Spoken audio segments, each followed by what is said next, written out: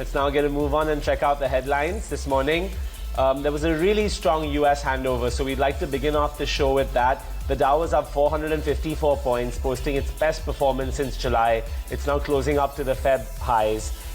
Even if you look at the Nasdaq and the S&P, both closed at lifetime highs yesterday. For the Nasdaq, I'd say it's a little more important because, you know, traditional tech stocks which have just been powering like Tesla and Apple didn't really perform yesterday. But despite that, you saw all the headline benchmarks doing really well.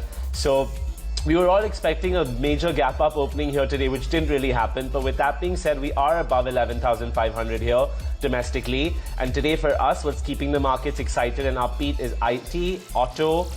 They're really leading the rally. And then we have select stocks that are cooling off post their respective rallies. Now, coming on whether it's a good time to invest in the market or not, someone we at ET now follow very closely, Jefferies, is Chris Wood. He says the worst is over and you don't need to worry about lofty valuations. According to him, you can stay invested in India right now, and that's what he advises. Then, of course, we have the AGR saga, which has been trending for the last couple of days now, ever since the Supreme Court came forward and said only 10 years.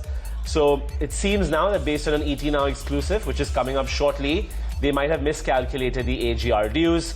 And sources say that the telcos are working on filing curative petitions in the Supreme Court, essentially trying to reverse the decision. So I'm talking about the liability, not the 10 years, but the quantum that is to be paid. Then moving forward, FM bankers meet today. Ruchi spoke about that earlier. One-time loan recast on the agenda. Credit guarantee scheme also under review.